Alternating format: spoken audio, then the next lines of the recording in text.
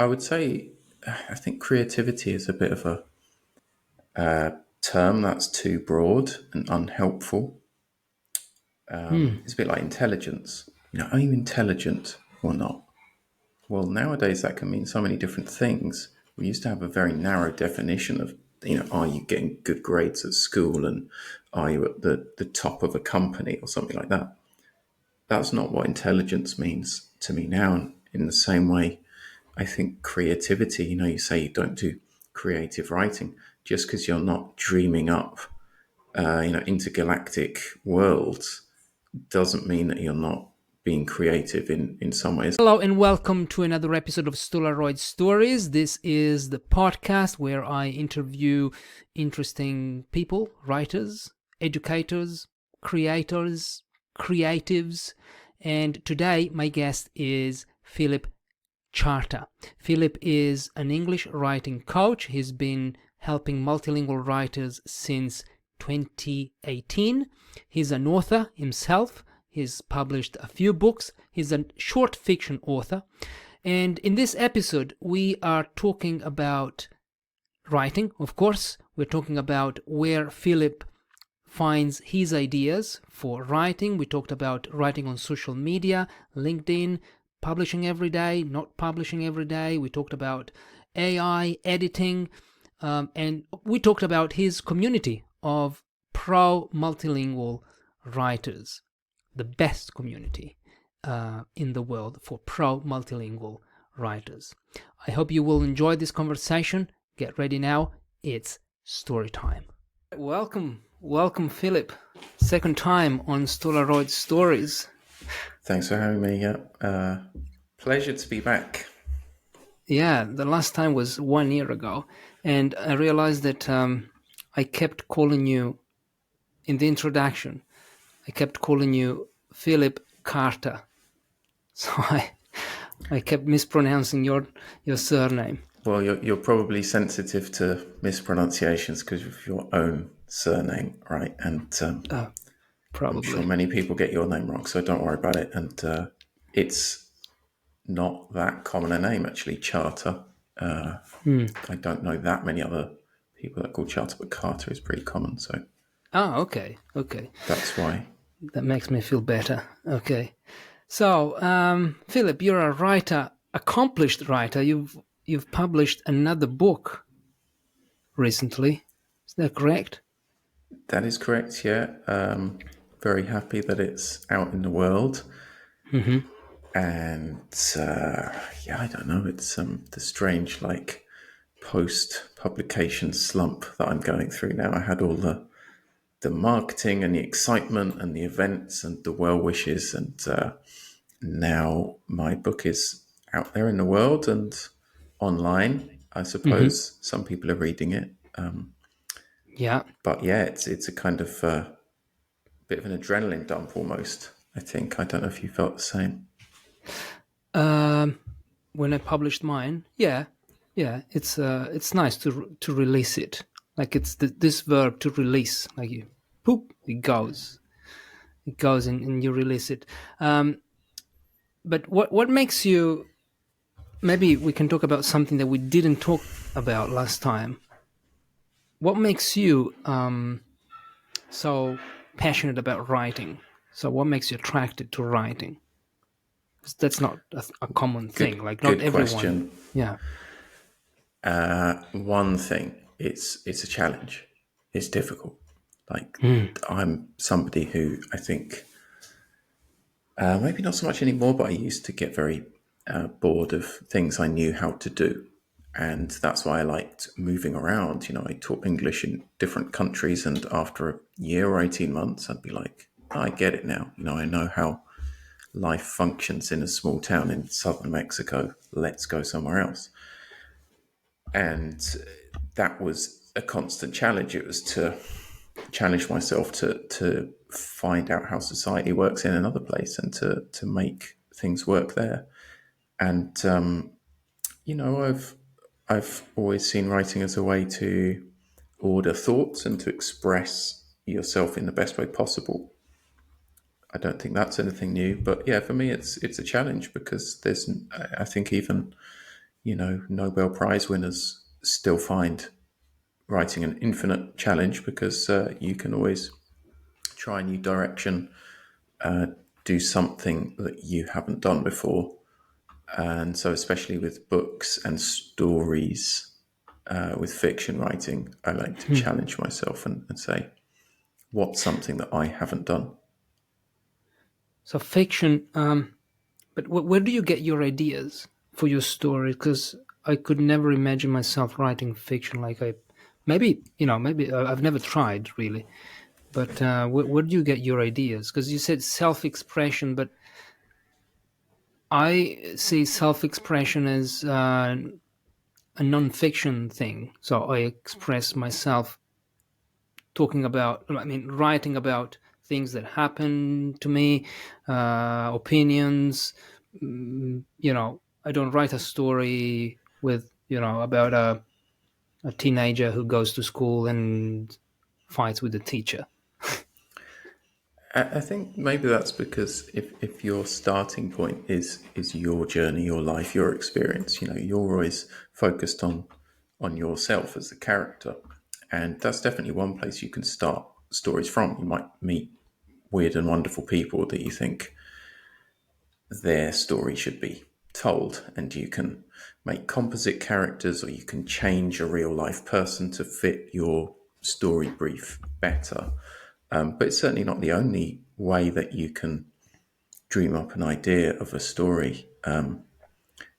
You might say, I want to write a story about revenge. Might be a Hmm. theme, right? This is something that I want to work with, and I've seen some cool revenge movies and revenge literature. I've read it, and I want to do something similar. And so the character that you write is a great cheat code because you can mold them to fit that brief. You don't have to take you. You don't have to take this, 3D real person. You can create something to fit that. So, in answer to your question, ideas can come from many different elements of your experience.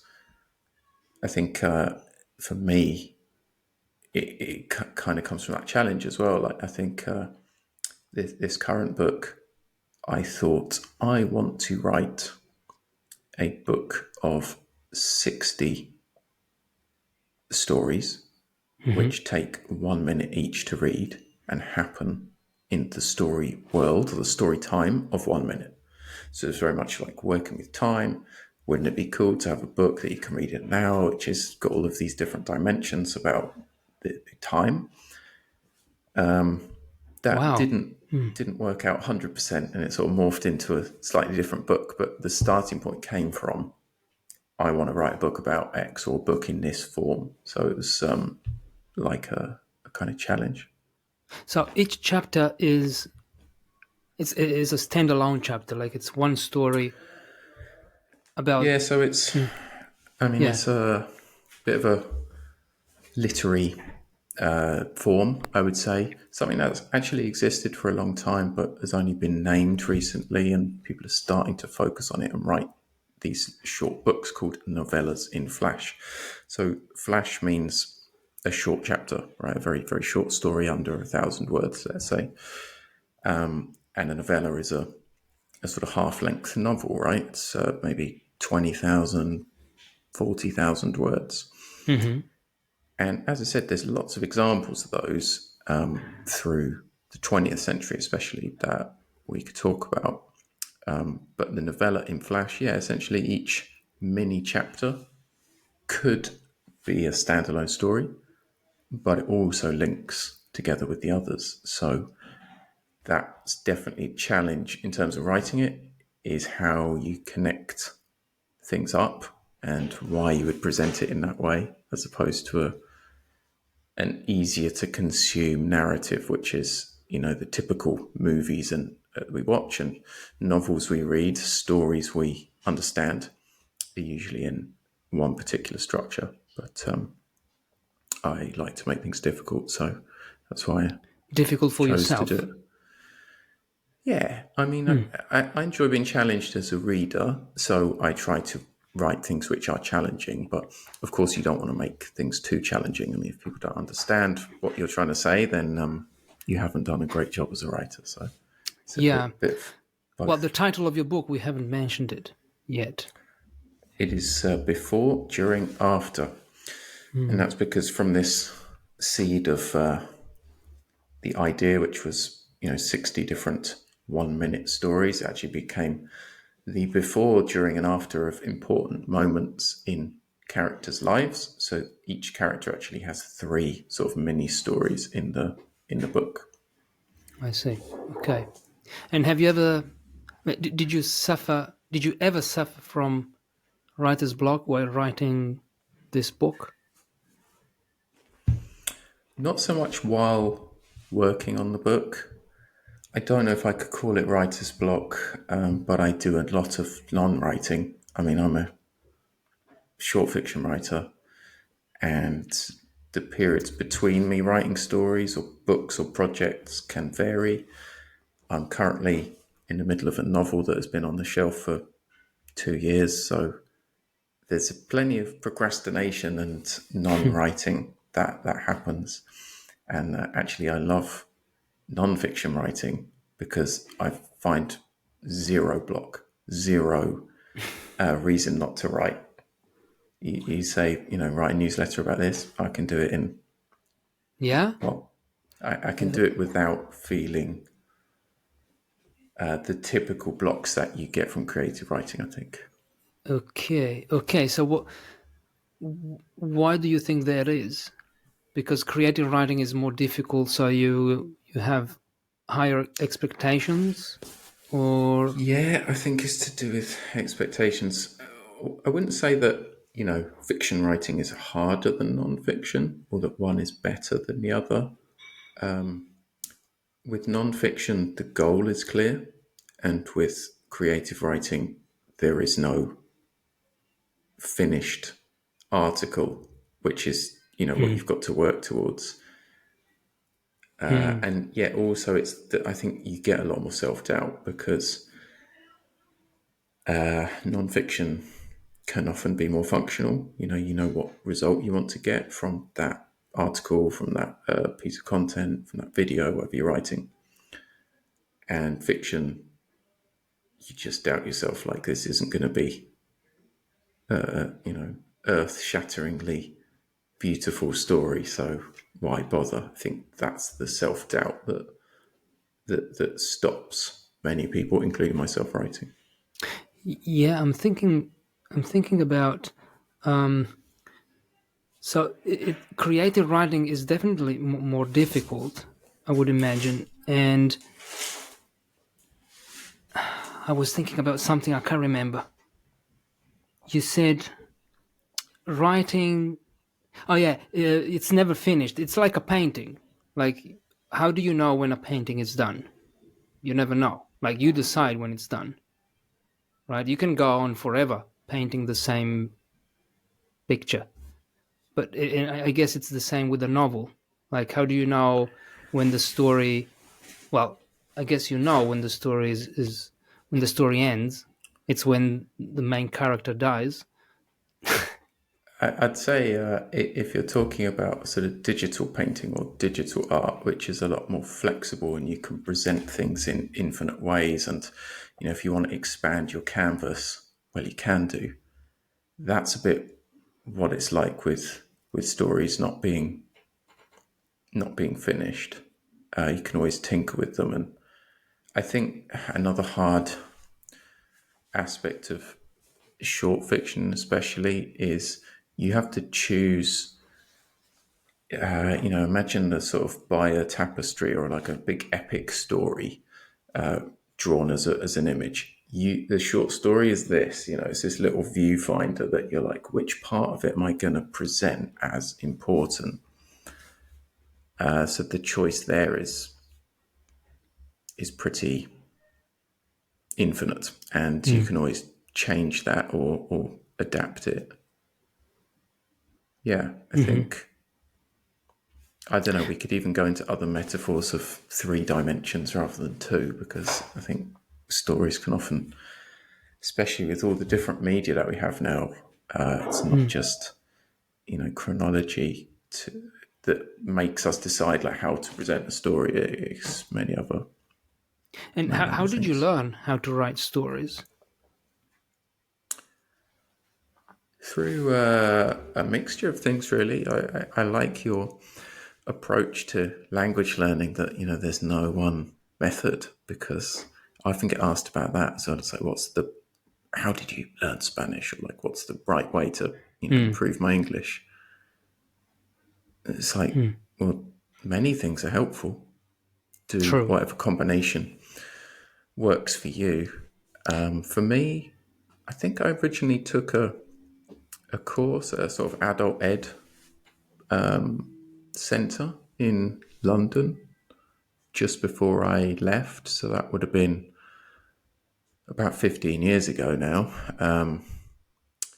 Then it kind of sat on the shelf for a little while, and I wrote travel blogs and did Mm, my million words of garbage, which is another adage about writing, that you have to, get the crap out before the good writing starts to come. So I wrote a lot of mm. terrible travel blogs that are no longer available online. Why? Because it's embarrassing to read, or Yeah, I suppose so. I think, I don't know, I decided to unpublish them because the blog name that I was using sort of turned into my professional website. And then, mm, yeah, I don't know, I just decided that they were they were writing that was more for me than for the reader. And I think that's a oh cardinal sin, right? When you're writing nonfiction, is, I was penning down all these thoughts about why where I was living was different or challenging or amazing. And it wasn't really to help people who visited those places, or to yeah, explain to them. It was just that would be thoughts that I had to boring. get out. That would be boring to read. I'm now reading a book called "What I Talk About When I Talk About Running" by Japanese Murakami, right? Murakami. Yes, um, and it's boring. I must say, it's boring because it's all about. Okay, there are bits that are interesting, so this is what keeps me going, because every 5 pages there's something. Oh wow, interesting. But most of the writing is about him describing places around where he used to run. So I don't know. It's that that doesn't interest me. But the moment he sends a message, like he writes about something that you can use or something that makes you think, then it becomes useful. Because this is what nonfiction writing is, right? It's being useful or making people reflect. And this is what you do on LinkedIn, I guess, because on LinkedIn you're big. You're the biggest one I know. I know. I mean, I know personally. Well, to that I would say no, but don't be too impressed, because LinkedIn followers are all about who you connect with as well as who's following you. So on a Mm, platform, I'm not sure Medium's the best example either, because it's often follow for follow there. But mm, on social media like Instagram, say, if people are following you, that's because they want to see what you're doing. And yeah, LinkedIn has a connection function where you both might want to speak to each other or message each other about business things and networking. So, if people are saying, hey, I've got a big following, that might just be because they're connecting with a bunch of people, which I have. So don't be too in awe of my numbers. yeah. But you do write consistently on LinkedIn. Yeah, I find it's been helpful in you get the adrenaline hit or the dopamine hit of when your posts receive good feedback or not good feedback or whatever. It's an instant. gratification, which you don't get from creative writing. Books Mm, can take years to write and publish, so you get very little gratification from that. yeah, I've heard. Now there are these big online gurus that say, well, I'm not going to mention names, but they say things like you have to write every day, you have to publish every day, not just writing every day, publish every day, even Monday to Sunday. There's one who I'm currently following. He says you must write every day if you want some results. But I don't know. What do you think about that? Like writing and publishing every single day, not creative writing, not stories, fictional stories, but whatever, like anything that's non-fiction, so opinions, uh, tips, personal stories. Do you agree with these people? Like, do you think we should publish our writing every single day? I feel like you're setting me up here to say no. I'm not going to No, no, agree no. with I them, don't know the because answer you really. know that I'm kind of against gurus, as you call them, or Yeah, yeah. people who are at the top of the creator economy. I would say the sharp pinnacle of people wanting to be like them, telling other Hmm. people how to create content. It depends on your goal. If your goal is to be Tim Denning, then That's what I you should was talking you should about. follow his advice. Busted. You knew exactly who you were talking about. There are many other gurus are available, we should say. Depends on what you want to do. I think if you Hmm. want to sell writing advice and sell courses to creators, and I kind of think that's a bit of a pyramid scheme, because really the only way to make money from that is by teaching other people to do it. And then we're just downstreaming, so that the poor suckers at the bottom are Hmm. paying for the advice, and they're never going to reach the 1%. I guess a lot of these creators got into platforms early enough that they built huge momentum. I mean, I agree with that advice, in that if your goal is to be that kind of creator king or queen, then yeah, you probably Hmm. do have to put out as much valuable content as humanly possible, and just focus on that. I see it as a bit of a zero sum game. I'm not sure if that's the right term, but a no win situation, Hmm. in that you're just running harder and harder, faster and faster to get to that pinnacle. But really, you're just feeding the flames of what the people at the top are saying. Here's how to make $1,000 on Medium, or here's how to sell your own course. So I choose not to play those games. Hmm. I guess I publish on LinkedIn at the moment about 5 times a week. Quite a lot of it is reposts or things that I've shared before, a long time ago. But yeah, most of the time it's because I like to have some kind of platform and like skin in the game of what's going on in this industry of writing.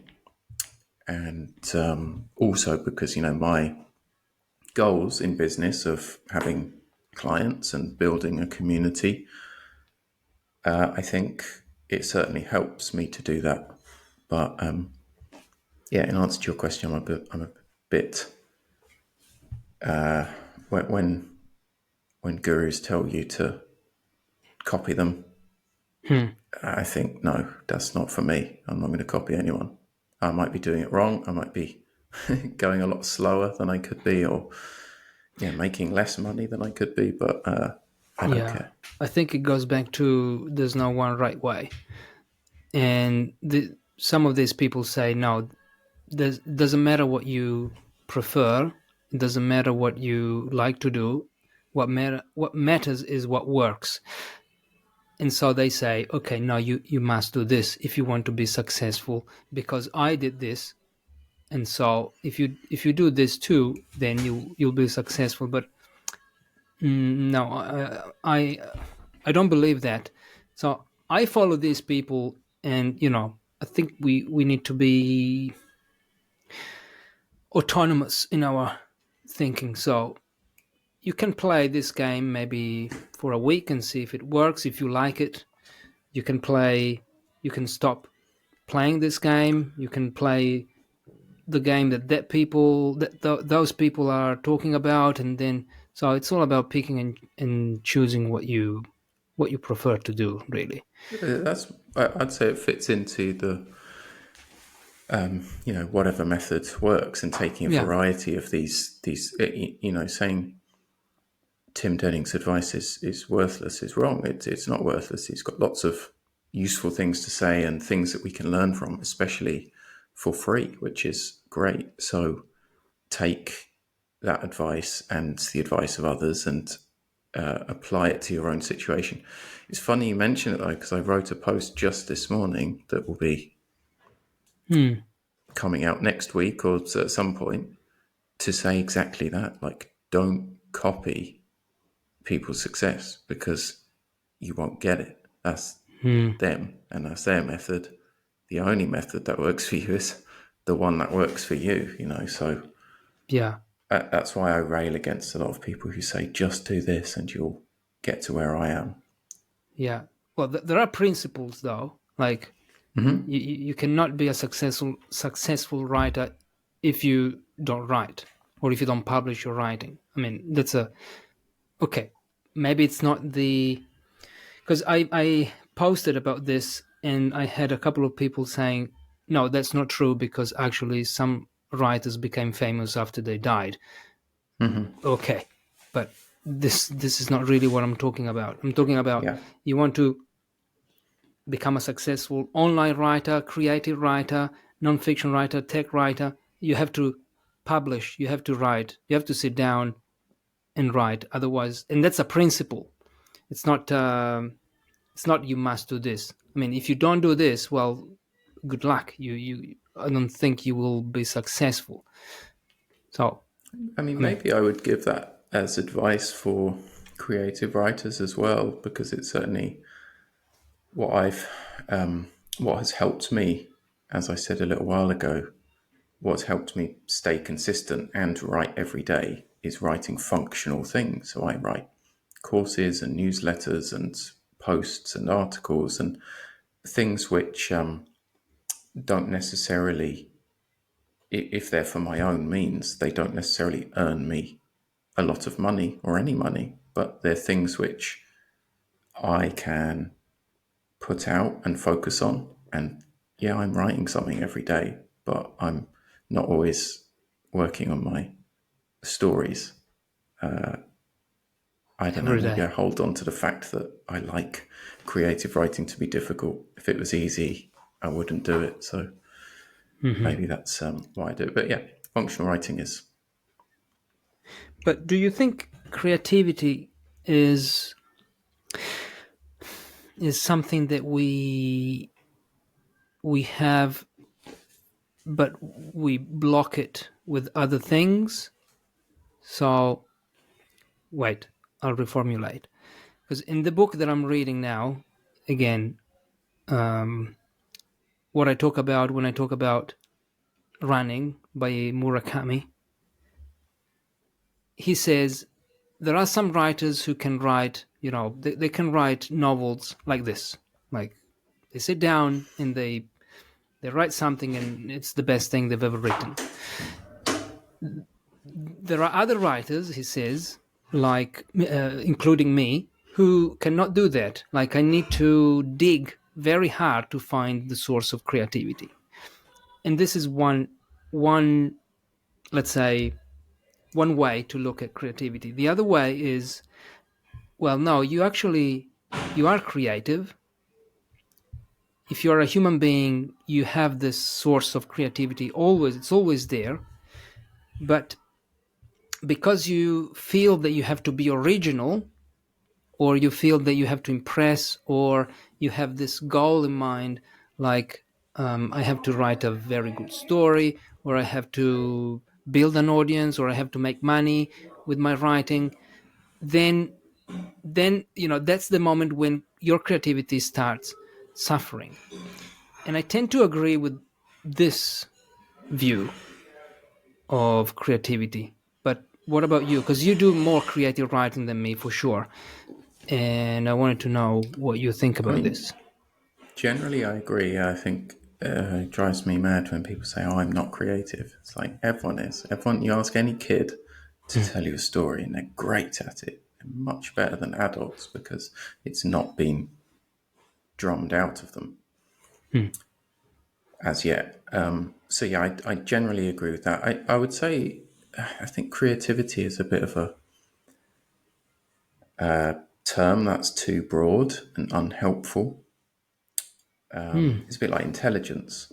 Are you intelligent or not? Well, nowadays that can mean so many different things. We used to have a very narrow definition of, are you getting good grades at school and are you at the top of a company or something like that? That's not what intelligence means to me now. And in the same way, I think creativity, you say you don't do creative writing just because you're not dreaming up, intergalactic worlds doesn't mean that you're not being creative in some ways. Lots of different elements of being creative, whether it's visual, whether it's in the stories you tell and the strategy that you have, that I think you are making it work, and everyone out there is. But I think we put people on a pedestal of like, oh, Stephen King can just knock out a book every year and it's great because he has more of an innate ability to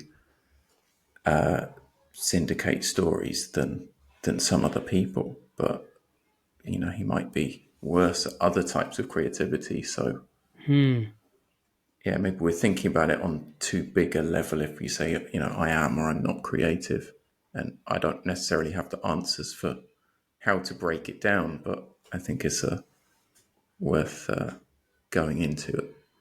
Hmm.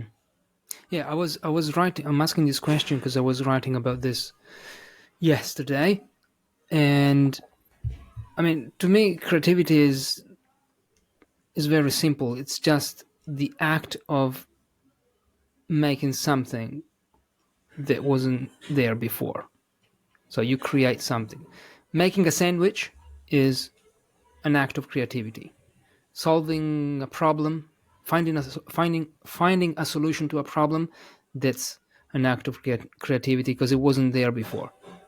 So the sandwich might not be the most original and delicious sandwich that you make, but it's the result of your creativity. It's not, you don't have to be original, you don't have to impress anyone. But if you had to make a sandwich for the president of your country, well, maybe that's when you start, okay, no, I'm not good enough for this, and maybe your creativity starts suffering. And I don't I know, think this is, a lot of people might be creatively spitting into the sandwich, or including horrible ingredients. yeah, I'd maybe probably. I'd maybe pull you up on that metaphor a little bit, Fabio. That if you're following a recipe, I'm not sure about the level of creativity in that. Ah, yeah, true. So you could say, creating a car, working in a car factory, is that creative? Well, if you're following a specific set of instructions to create a part and put it together, perhaps not. But I Damn. agree with you that creating something unique that wasn't there before, that's creativity. Yeah.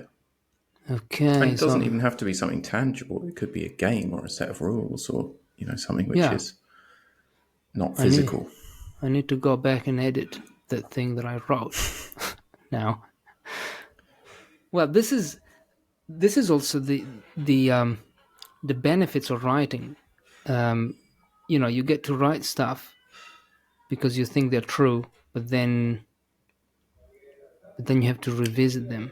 And I mean, publishing every day. This is another thing.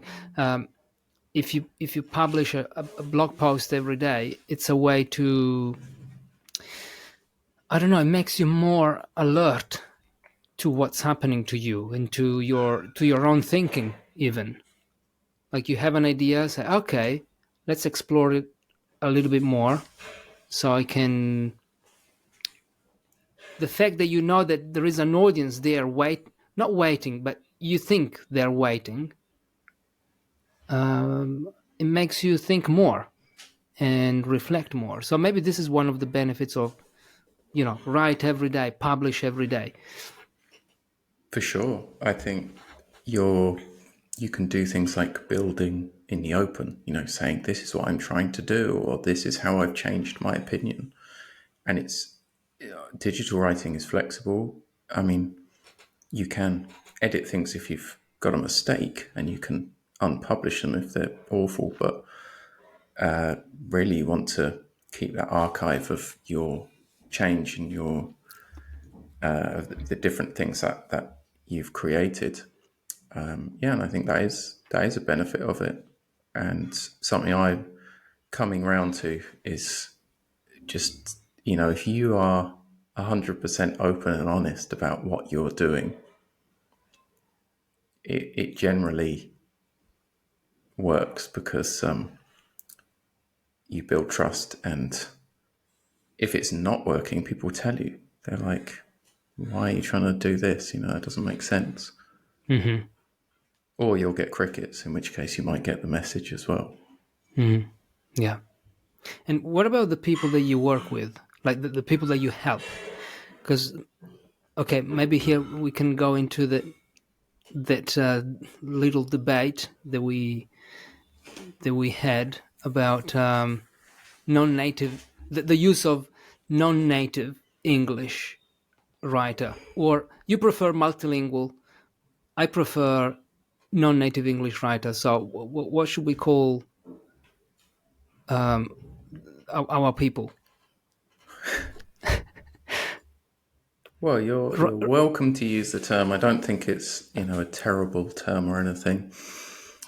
I guess it matters to me whether you are native or not.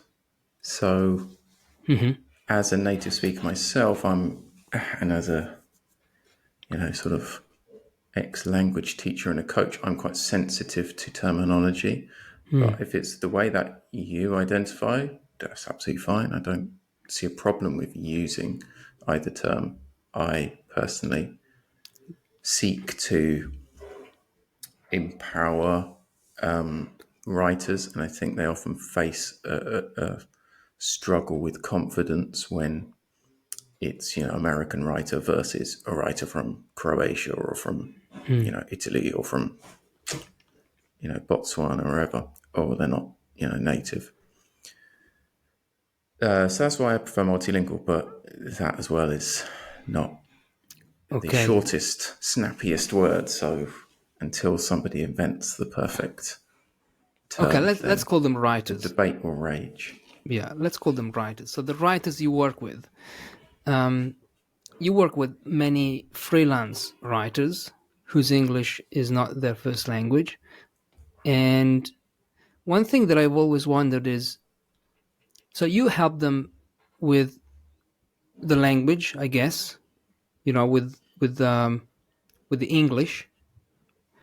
And I wondered, but how how advanced do they need to be in order to get paid? Because I can't imagine a person with intermediate English writing and getting paid, like writing for a magazine or a publication and getting paid, because the language is just not there yet.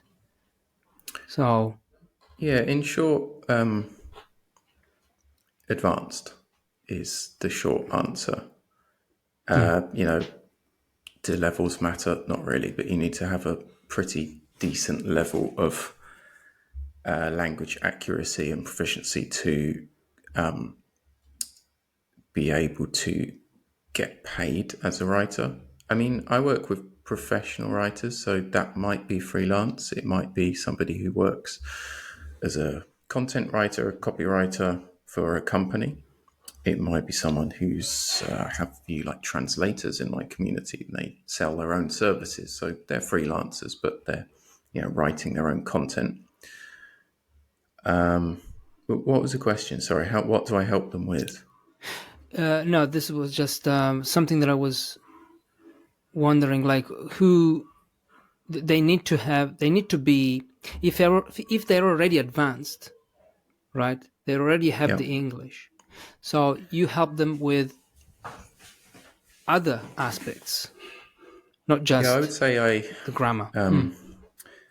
I sit in between the idea of proficient English, so C2, Mm-hmm.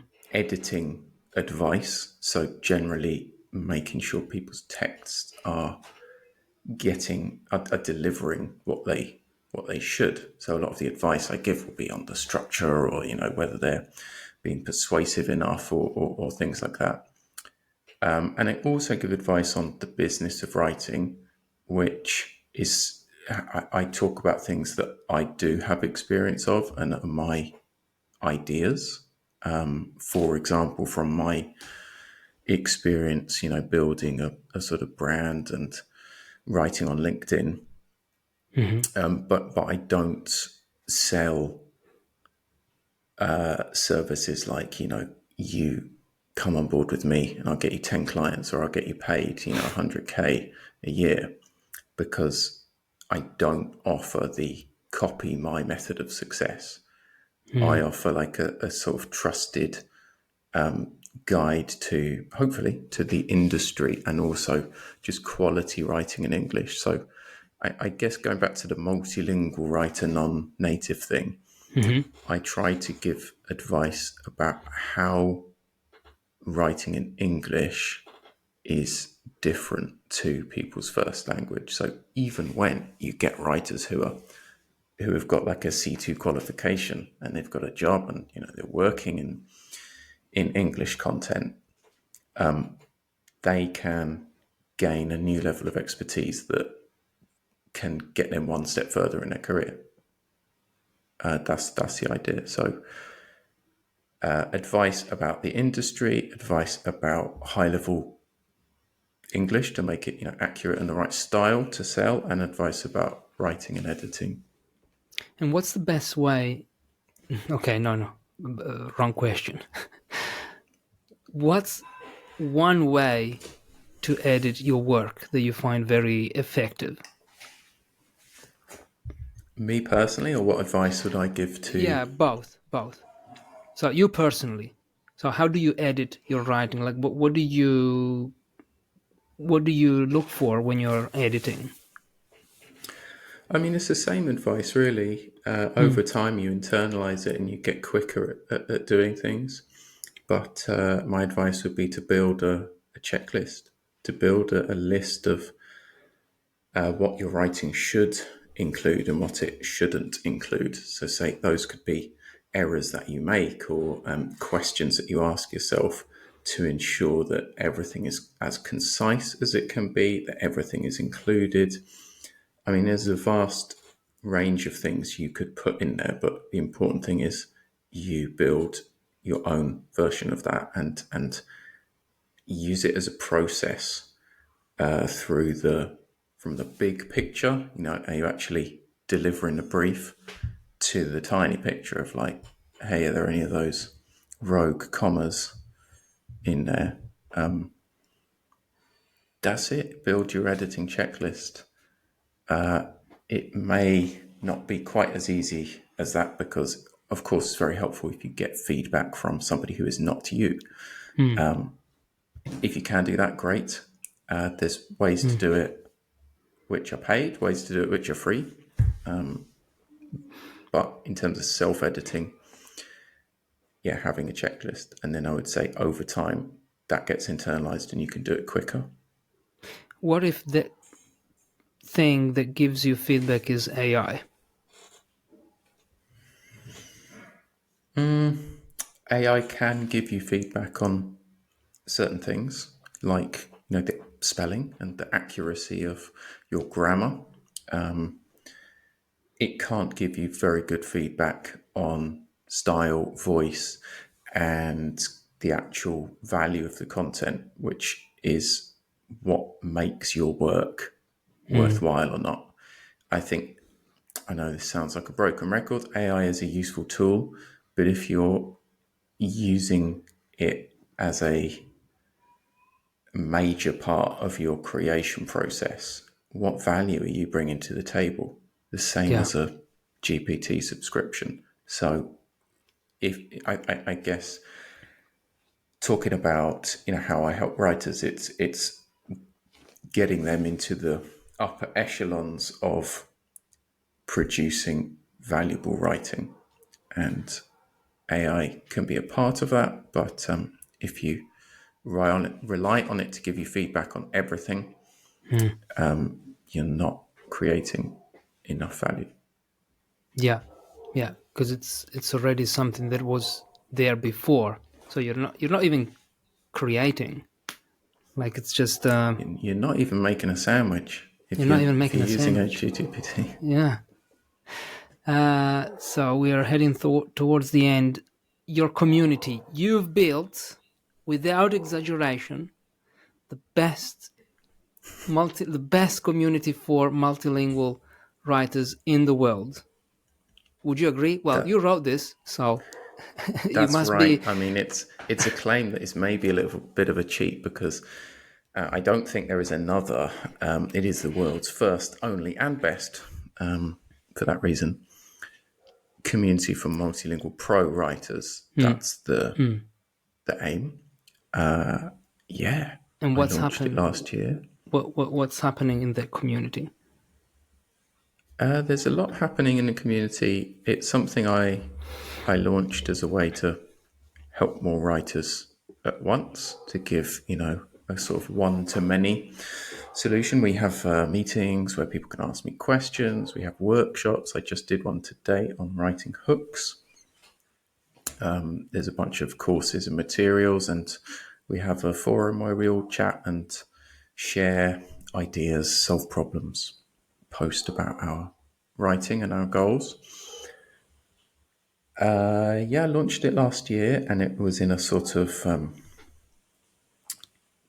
initial stage or test phase where we had a group and we're figuring out what the kind of what is most helpful to people. And it is probably, by the time this episode is released, it will be relaunching into the world with cool new graphics and lots more features. So that's where we're heading. I'm going to attract lots more members, and my big goal, I mean, dream big, right, is Mm-hmm. that this community becomes known around the world, that it becomes the number one place for professional writers who are saying, English isn't my first language, but hey, I'm applying for this job, or I'm writing on Medium, or I'm working on Upwork.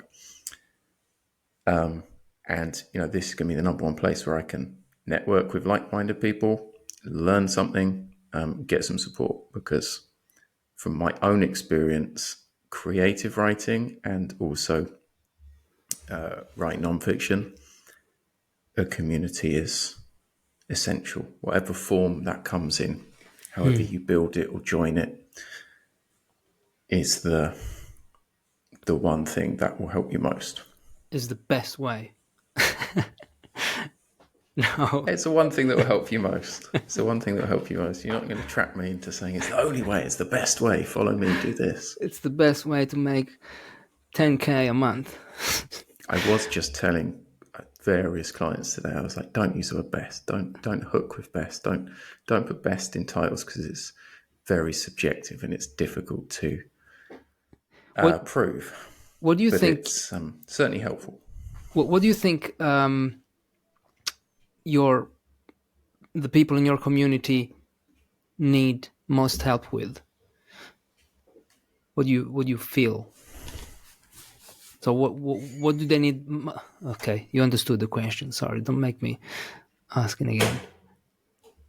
Yeah, I think what prompts people to join, as with most things that we pay for, is like, what benefit is it going to be to me? Am I going to get a financial benefit from that?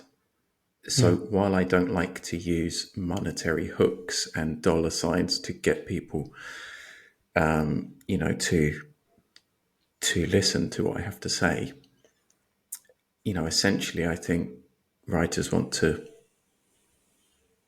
have to get better paid opportunities, to have and you want better paid opportunities because they give you back some kind of control on how you run your life, on your work life balance. Imagine if you can write one article that gets you $10,000 or euros. Well, that would tide you over for enough time that you could pick and choose what to do, right? You wouldn't be stuck writing Yeah. $50 blogs or articles. So, what do writers need help with? I suppose, I mean, many things really. I'd Mm. say ultimately, the quality of your writing is important. If it's not there, you can't get to the upper echelons of the industry. But I suppose it's getting to that status of being highly valued, highly regarded, and getting better opportunities. I think and hope that advice that I give helps people get there, like little by little. I'm not a guy who promises, hey, follow me, and tomorrow you'll be signing a $1 million copywriting job. I don't even know But why, like how. we get there with Yeah. step by step. Yeah. No, I don't know how people can believe those claims. Like, do this course and tomorrow your writing career will skyrocket your writing career. Skyrocket. Unlock Well, the opportunities. I suppose yeah. we have to go through that to realize it doesn't work. We have to fail at a lot of things, Mm. and whatever advice we're given, we often have to test it out for ourselves and go for the quick fix and then see that doesn't work, right? And Yeah. so, a good learning through my last few years of running this business is, if people are looking for that quick fix, then They're not gonna get it. Yeah. they're not going to get it. You're not going to succeed with them. And likewise, if they're not ready to accept that they need help to get to the next stage, you're not going to convince them. You're not going to Mm. twist their arm. Mm. So, whatever we learn about marketing, that's a long road as well. So, Phil, thank you. When are you going to open this? Your relaunch your It community? should be end of May End of May. So, 2024. So where are we now? 70. Yeah, end of May. We should be reopen and accepting new members with open arms. okay. The link will be in the show notes or the description of the video. So I'm publishing this very soon. So hopefully more people will join. Okay, thank you. Good luck with your writing mega empire business, Phil. Thanks. You're doing a Always great job. Yeah. thanks for saying that, Fabio. I always like following your stuff as well. And yeah, best of luck with what you're doing. Thanks for having me back. Not too many people like to invite me back on things, so it's cool to be returning. I'll see you in And 2025. see you in 2025. And may you make many wonderful sandwiches until then. Yeah. Get creative Creative in ones, the that's right. kitchen. All right. Bye-bye. See ya. All right, we're back. I hope you enjoyed this conversation with Philip Charta. All the links are in the show notes. You will also find a link to join my newsletter called Better Writers. It's a newsletter. It's my private email list where every week I send one short email with tips, insights, resources to help you improve your writing. If your English is your second language, well, then you're welcome to join, because I help non-native English writers. I don't help people who have already a very high level of English, because I'm an English language teacher myself, and I'm a non-native English writer myself. That's why I have that. That's why I help these people. And one of these people may be you. So join the newsletter. I hope that you enjoyed this conversation. I'll see you in the next one. Bye-bye.